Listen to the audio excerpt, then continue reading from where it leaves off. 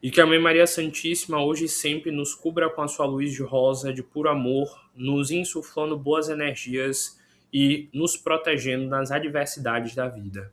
Ave Maria, cheia de graça, o Senhor está contigo. Bendito sois vós entre as mulheres, bendito é o fruto do vosso ventre, Jesus. Santa Maria, Mãe de Jesus, rogai por nós, buscadores de conhecimento, agora e na hora do nosso desenlace, que assim seja.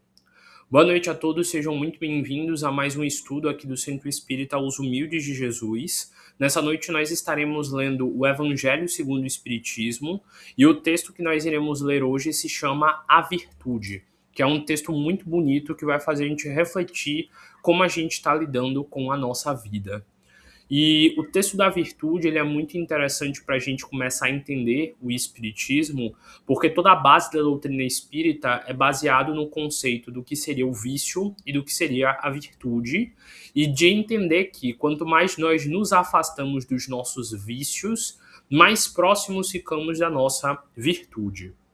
E como eu sempre gosto de conceituar, vício pode ser qualquer coisa. Muitas vezes a gente associa vício apenas a álcool, a algum tipo de droga, algo do tipo. Mas vício é qualquer coisa negativa que te faz mal e que mesmo assim você continua fazendo. Sei lá, vício de beber muito café. Sei lá, vício de beber muito álcool. Ou então vício de, sei lá, comer demais, vício de dormir tarde, vício de não cuidar do seu corpo e de não cuidar da sua saúde. Então, qualquer coisa que seja um vício, qualquer coisa que te deixe preso a uma constante roda de apego a algo que te prejudica, seria o vício.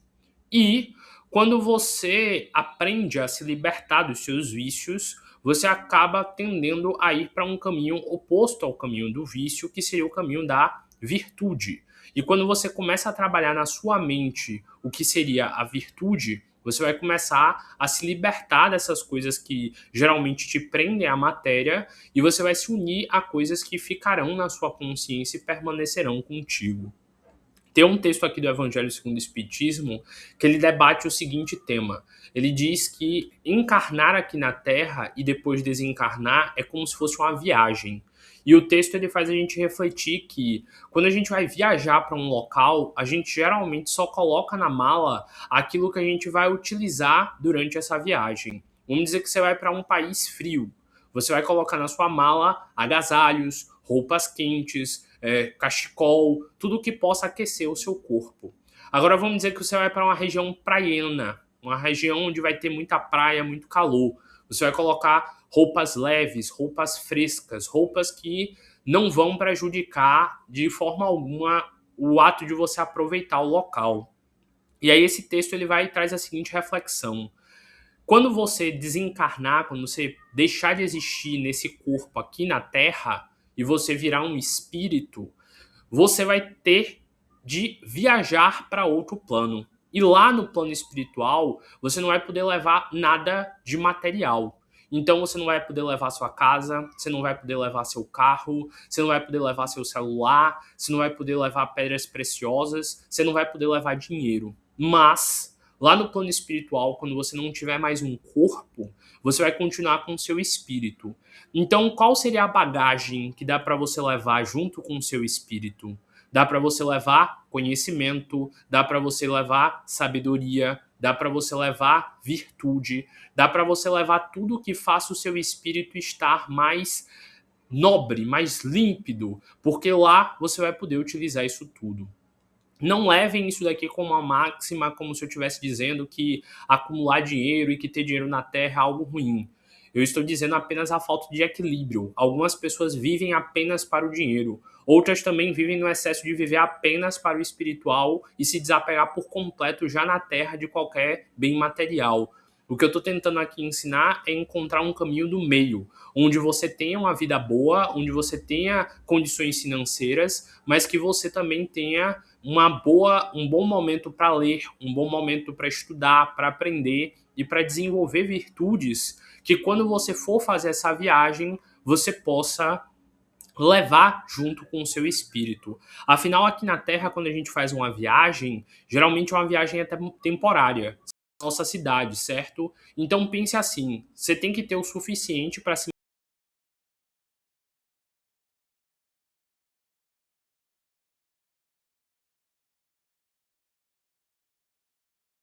manter agora na sua cidade, onde você está encarnado, mas você também tem que ter a maturidade de ter coisas para você levar caso você vá fazer a qualquer instante a viagem para o plano espiritual. Então, quando você vai aprendendo a entender essa parte espiritual, você começa a perceber, poxa, se amanhã eu sofrer um acidente, eu deixar de existir aqui na matéria, eu vou ter o que de bagagem para levar? Que livros eu li? Que conhecimentos eu garanti, que coisas me fazem ser diferente e que coisas, quando eu não tiver mais esse corpo de carne, eu ainda levarei comigo no plano espiritual. E esse texto aqui, A Virtude, é um texto que vai falar exatamente do incentivo a gente ter cada vez mais coisas na nossa bagagem mental que nós poderemos levar junto conosco de volta para o plano espiritual. E o texto ele vai também debater muito sobre como os nossos vícios mundanos e materiais, eles de certa forma fazem a gente querer apenas acumular coisas materiais e esquecer que também existe uma vida espiritual para ser trabalhada e para ser cuidada. Então, bora lá começar o texto. A virtude. A virtude, no mais alto grau, é o conjunto de todas as qualidades essenciais que constituem o homem de bem. Então, para você ser um homem de bem ou uma mulher de bem, no caso, uma pessoa consciente do seu local na sociedade, do bem-estar que você deve gerar nela, você tem que ter muitas virtudes em você. E aí você vai ter que fazer o dever de casa quando terminar essa palestra aqui. Procurar o que é virtude para Sócrates, o que é virtude para Platão, o que é virtude para, sei lá, para Aristóteles, o que é virtude para Nietzsche, e começar a definir o que é para você ser uma mulher ou um homem virtuoso. Porque, como eu já expliquei aqui várias vezes, a palavra virtude vem lá do grego virtu. E virtu, no grego, significa força. Então, lá para os gregos antigos, um homem ser forte no sentido moral, no sentido mental e no sentido físico, era ser virtuoso. Por exemplo, vamos dizer que uma pessoa estava sofrendo um ataque na rua. O homem virtuoso seria aquele homem que seria forte fisicamente para proteger aquela pessoa, mas também seria forte intelectualmente para evitar a escalada da briga. Mas virtude também é no sentido psíquico de você ser forte para conseguir controlar o seu vício. Vamos dizer que você tem vício em comer doce. Se você sabe que você tem um pudim na geladeira, você vai ficar o resto do dia pensando: meu Deus, tem pudim. Ah, só uma colherinha do pudim. Ah, se eu comer só um pouquinho aqui desse brigadeiro. Sua mente ela vai ficar o dia inteiro trabalhando para querer comer isso. Porque o seu vício vai querer que você viva apenas para fazer e saciar ele. A virtude seria você ter a força mental de pensar: não, eu só vou comer o pudim depois que eu almoçar. Ou eu só vou comer o pudim se eu hoje for na academia. Você coloca uma condição positiva para assim você se dar como bônus a possibilidade de comer o tal pudim. Então a virtude, ela seria a força mental de você resistir a algo que você sabe que te faz mal, que você sabe que é negativo. E isso serve para qualquer coisa na vida. Se você sabe que o seu vício é um relacionamento, é um cara que não vale nada e que te machuca, o seu vício é ficar perto dele, é se manter naquele relacionamento ruim, a virtude será você ter a força mental para dizer: não, essa pessoa me faz mal, eu não vou ficar próxima a essa pessoa e eu vou cortar os vínculos que eu tenho com essa pessoa. Vamos dizer que seu vício é assistir TV demais, ou então ficar muito tempo no Instagram, ou ficar muito tempo na internet vendo baboseira. Você vai ter que ter a virtude, a força mental de dizer: não, eu não vou ficar no celular hoje, eu vou pegar um livro e eu vou ler esse livro inteiro. Então, a dualidade vício-virtude é exatamente para a gente perceber o que está nos escravizando e o que nos faz nos tornar senhor diante de uma situação. Porque os vícios, eles nos fazem ser escravos deles. Por que escravos? Porque o vício geralmente é mais forte que você e ele domina a sua mente e ele te leva a fazer aquilo que ele acha que é o certo para você, ou melhor, aquilo que ele tem mais poder sobre o seu desejo e sobre a sua força. E a virtude te faz você ser senhora ou senhor do seu vício, porque quando você trabalha a virtude, você é capaz de vencer essa tal coisa, essa tal indução e mostrar quem é que manda. Você que domina o seu corpo e diz eu vou fazer isso ou eu não vou fazer isso e ponto. É aquela história de quando você vê alguém que está em reabilitação ou que está tentando vencer um vício. A pessoa sempre mente para ela mesma dizendo, não, eu paro a hora que eu quiser. Não, eu não sou dependente disso aqui não. Ah, se eu quiser eu paro com a bebida amanhã. Mas você olha quando está lá a pessoa lá de novo.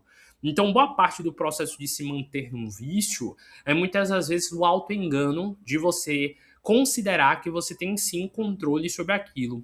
Mas se a pessoa te deixar sem aquilo, você fica estressado, você fica briguento, você fica irritado e você quer descontar em todo mundo o fato de você não estar saciando aquele vício. É aquela pessoa que diz: ah, eu tô de mau humor porque eu ainda não almocei. Gente, quantas pessoas passam fome nas ruas e nem por isso ficam agressivas? Ficam contidas e esperam um momento de conseguir um alimento.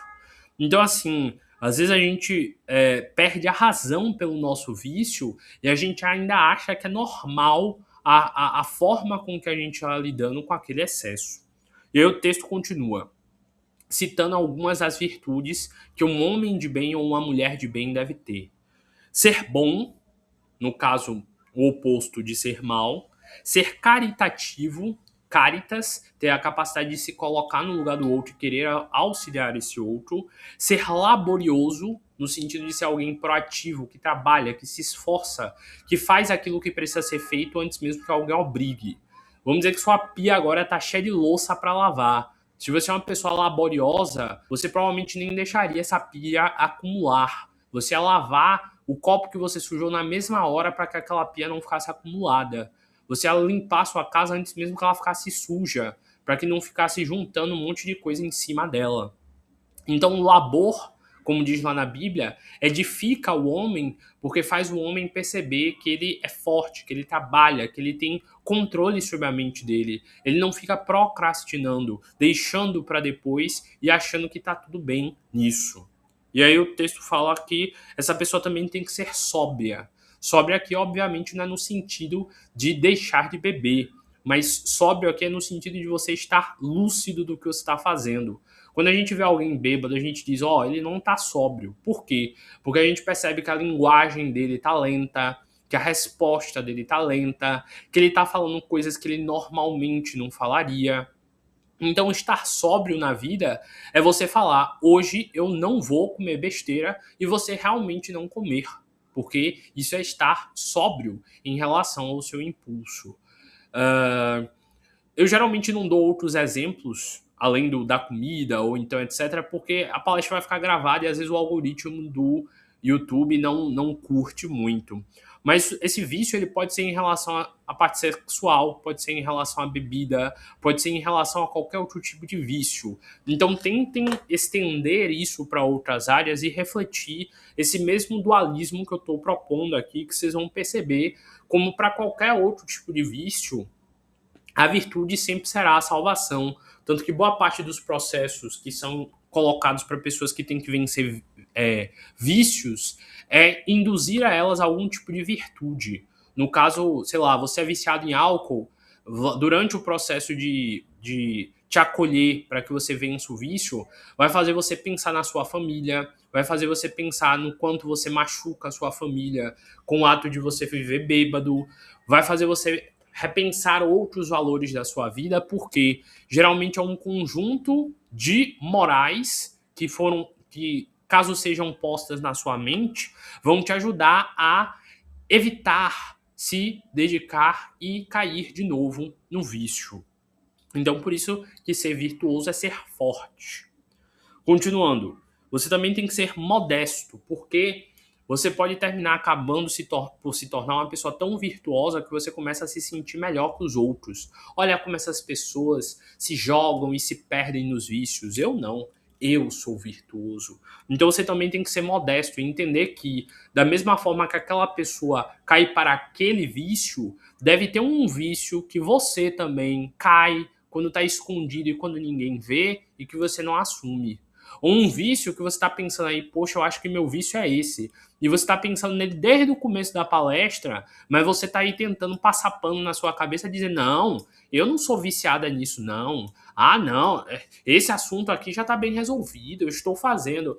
É exatamente esse assunto aí que você acha que você já está dominando e que você acha que já tem poder, que é provavelmente o tal vício que você ainda tem e que você se finge de santo para não perceber e para não assumir. E aí o texto continua. Deixa eu ver. É isso, pensamentos, induções, qualquer tipo de coisa negativa pode ser um vício pra gente. Então, tentem levar para qualquer tema. Continuando. Uh,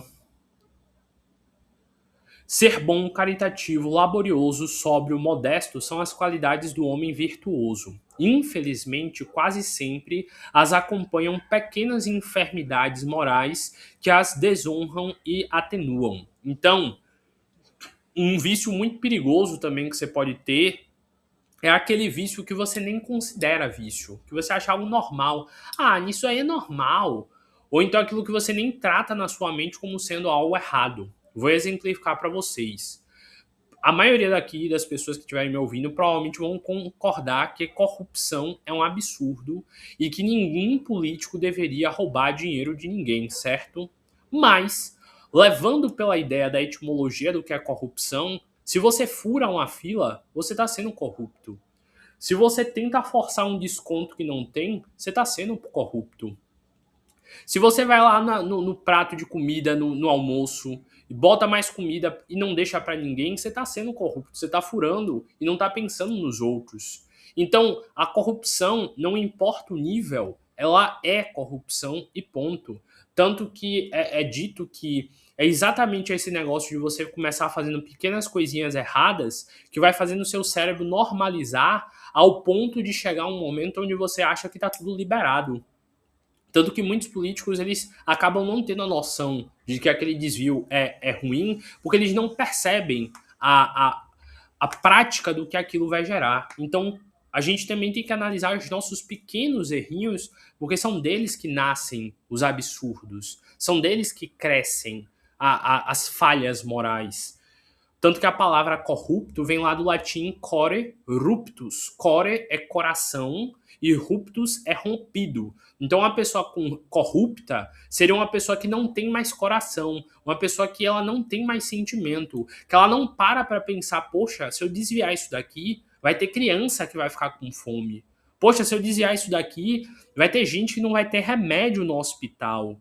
Então, por isso que a palavra corrupto está associada à corrupção, porque é aquela pessoa que ela já não tem mais coração. Ela normalizou tanto não ter sentimentos que ela não liga mais para fazer a coisa errada e as consequências que isso vai gerar naqueles que sofrem.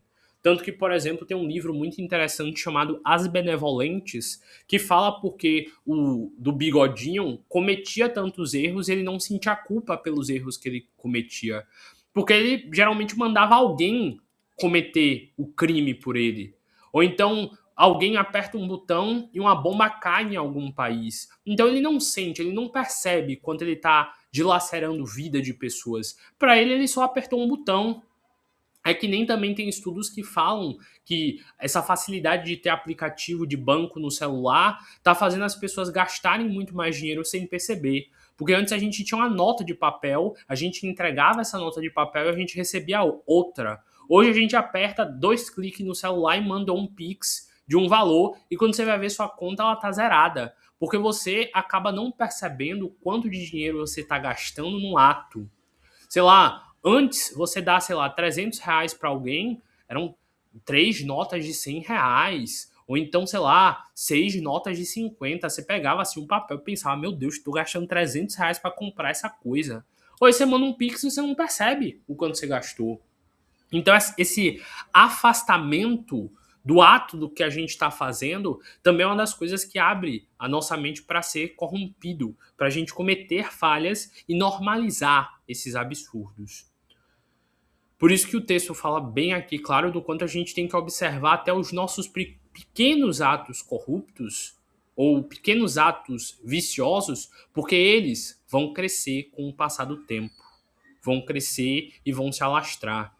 Eu lembro de uma parábola budista que eu vi uma vez que contava a história de um fazendeiro que ele cuidava de uma área de terra. E ele via o mato crescendo e pensava, amanhã eu corto, o mato ainda tá curto. Aí ele passava uns dias, ele olhava, amanhã eu limpo tudo, deixa crescer mais um pouquinho, senão eu vou ter que limpar daqui a um tempo. Quando ele viu, tinha tanto mato que ele nem mais via a propriedade dele. Então, é que nem limpar a casa. Tente limpar a sua casa todo dia um pouquinho, pelo menos um cômodo todo dia. Senão vai ter uma hora que você vai olhar e vai estar tudo tão sujo que você vai pensar, meu Deus, por que eu demorei tanto de limpar essa casa? Então, a gente não pode deixar se acostumar com pequenas coisas, porque essas pequenas coisas elas vão se unindo e quando a gente percebe já está grande, já está num nível que vai ser muito mais difícil de resolver, vai estar num nível que vai ser muito mais complexo de se libertar. E é nisso aí que a gente tem que tomar muito cuidado. E aí o texto continua. Infelizmente, quase sempre as acompanham pequenas enfermidades morais que desonram e atenuam. Não é virtuoso aquele que faz ostentação da virtude, pois que lhe falta a qualidade principal, que é a modéstia. Tem o vício que mais se lhe opõe, o orgulho. Para vocês também quiserem estudar, vocês podem procurar sobre São Tomás de Aquino e quando ele fala sobre o orgulho e a virtude.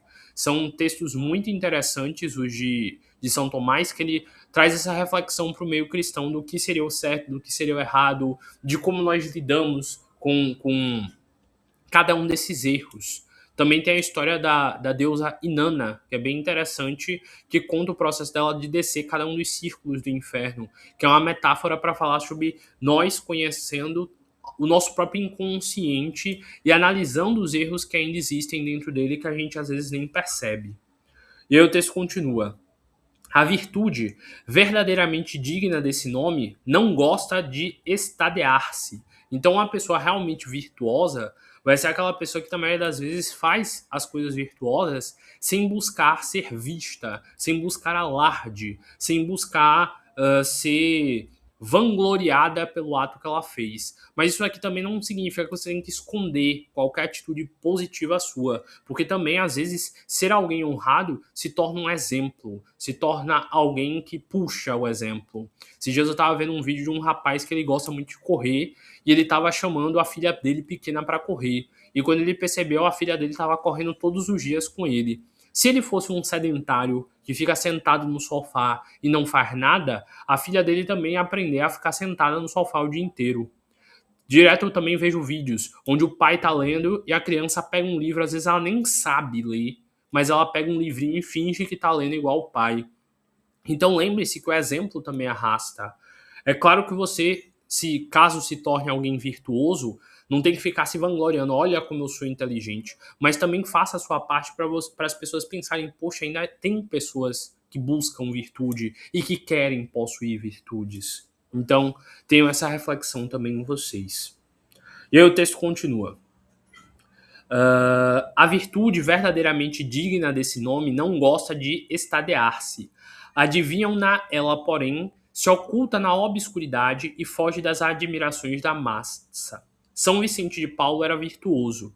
Eram virtuosos o digno Curadares e muitos outros quase desconhecidos do mundo, mas conhecidos por Deus. São Vicente de Paulo e Curadares foram grandes médiuns e grandes líderes espirituais que existiram nessa época que o texto foi escrito. E ele dá de exemplo como eles acabaram não ficando famosos como outras pessoas, mas que o bem que eles fizeram era um exemplo conhecido por todo mundo que vivia naquela região. E aí o texto continua. Todos esses homens de bem ignoravam que fossem virtuosos. Eles nem percebiam que eram virtuosos, porque para eles apenas era o ato deles ser daquela forma, a forma com que eles lidavam com a vida. Deixavam-se ir ao sabor de suas tantas inspirações e praticavam o bem desinteressadamente, completo e interior, sem qualquer tipo de apego a esse tipo de vaidade. E aí o texto continua. A virtude assim compreendida e praticada é o que vos convido, meus filhos. E essa virtude verdadeiramente cristã e verdadeiramente espírita é o que consigo consagrar-vos. Afastai-vos, porém, dos corações tudo que seja orgulho, vaidade, amor próprio, que sempre desonram as mais belas qualidades. Não imiteis os homens que se apresentam como modelo e trombeteiam eles próprios suas qualidades a todos os ouvidos complacentes. A virtude, que assim se ostenta, esconde muitas das vezes uma imensidade de pequenas torpezas e de odiosas covardias. Então, o que é que o texto está dizendo aqui? Que tem muita gente que falseia, finge ser virtuoso, porque sabe que ser visto como alguém virtuoso é algo que é socialmente bem visto e bem aceito. É como hoje em dia o pessoal chama de politicamente correto. Vocês percebem que tem muitas pessoas do politicamente correto que fingem um bastião moral, que fingem uma moralidade, um se importar com o outro, que você percebe no longo prazo que é apenas um discurso vazio e sem frutos. Que são pessoas que alardeiam um nível de maturidade e de virtude muito grande, mas nas suas obras não se mostra verdadeiramente aquilo que elas professam. Então a gente tem que tomar muito cuidado quando a gente observa as pessoas ao nosso redor. Nunca acredite que alguém é virtuoso porque essa pessoa diz eu sou virtuoso. Observe as obras, aquilo que a pessoa manifesta, aquilo que ela cria, aquilo que ela vive, que é do ato, do que ela faz, que você vai saber se ela é virtuosa ou não. Levem isso para absolutamente tudo na vida. Nunca acreditem no que uma pessoa fala. Observem sempre se as atitudes que aquela pessoa tem estão de acordo com o que ela diz. Porque a letra mata, mas o espírito vivifica, como diz o texto também. Não adianta nada você dizer que você é uma pessoa boa, se na hora que você precisa ser uma pessoa boa, você é negligente e você não se importa com ninguém. Não adianta nada você falar de reciprocidade, de carinho, de empatia, se na hora que alguém sofre por algo, você não tá nem aí. Então é muito importante você unir a virtude com atitudes virtuosas. Porque sem atitudes virtuosas, para serem os pilares daquilo que você está dizendo, você não é nada além de um bonachão que só diz e nada pratica. Então, a melhor forma de vocês provarem que vocês aprenderam com essa palestra é se tornarem pessoas mais virtuosas quando saírem daqui. E aí o texto continua. Em princípio, o homem se exalça que ergue uma estátua à sua própria virtude, anula por esse simples fato total mérito do que possa ter feito. Entretanto, que direi daquele cujo único valor consiste em parecer o que não é? Admito de boa mente que o homem que pratica o bem experimenta uma satisfação íntima indizível em seu coração, mas, desde que tal satisfação se exteriorize para colher elogios, degenera o próprio ato de amor. Então, toda vez que você fizer algo virtuoso, não tente se vangloriar ou se aparecer com isso. Óbvio que você pode ter uma autoestima de sentir orgulho de um feito que você fez, mas muito cuidado para você não transformar isso em algo que só faz você pavonear virtudes que em essência você não tem. A vós todos a quem a fé espírita aqueceu com seus raios e que sabeis quão longe da perfeição está o homem, jamais esbarreis em semelhantes escolhos. A virtude é uma graça que desejo a todos os espíritas, do muito com orgulho. Pelo orgulho é que as humanidades sucessivamente não hão se perdido. Pela humildade é que um dia elas hão de se redimir. Então veja como esse texto é lindo e como ele ajuda a gente conseguir se conectar melhor com a nossa essência. Por isso que o Espiritismo recomenda que a gente sempre leia textos como esse, como do Evangelho segundo o Espiritismo, porque passa ano, vai ano, sempre a gente reafirma valores positivos na nossa mente. Eu venho fazendo essas palestras aqui com vocês desde o início da pandemia, desde 2019. Eu já li esse texto aqui, sem brincadeira, mais de 30 vezes aqui nessas palestras. E todas as vezes eu reflito de novo sobre o quão é importante eu me tornar um homem mais virtuoso, do quanto é importante eu observar meus vícios. E eu ouso dizer que toda vez que eu li esse livro, vícios diferentes estavam surgindo em mim e virtudes novas eu precisava trabalhar para evitar de deixar desse vício crescer. Então, mais uma vez, eu faço a reflexão para vocês. Vocês já viram algum momento onde tinham capinado um lote e ele ficou todo bonitinho, todo aparado? E aí você passava todo dia por esse lote. Você olhava, ainda estava curtinha a grama. Você olhava de novo, estava maior. Quando você olhava, já era um matagal de novo. Os vícios são assim. Se você não dá atenção e não arranca logo, antes mesmo que ele cresça, ele se alastra. Se alastra. E quanto mais tempo ele demora em você, pior vai ser para retirar.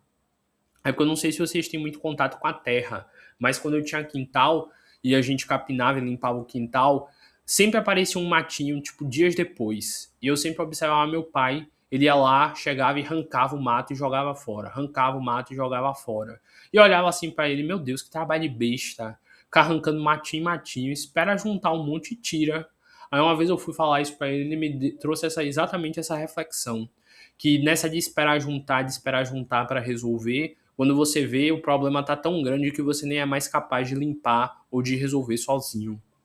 Então nunca deixem coisas para resolver depois. Nunca fiquem postergando algo quando esse algo ainda é pequeno, porque um dia isso vai crescer, vai se desenvolver. Tem muito relacionamento que começa assim.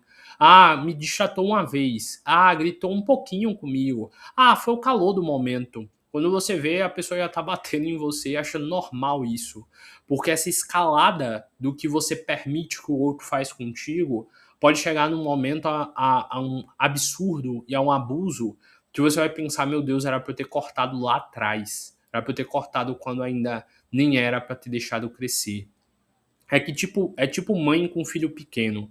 Se você não corta seu filho pequeno quando ele começa a criar ousadia para brigar com você, para gritar com você, quando você vai ver, ele já vai estar fazendo tudo contigo. Tanto que tem vários psicólogos que falam que essas gerações novas são tão briguentas, são tão mal educadas, porque os pais eles têm uma tendência a querer repreender só quando é algo muito grande.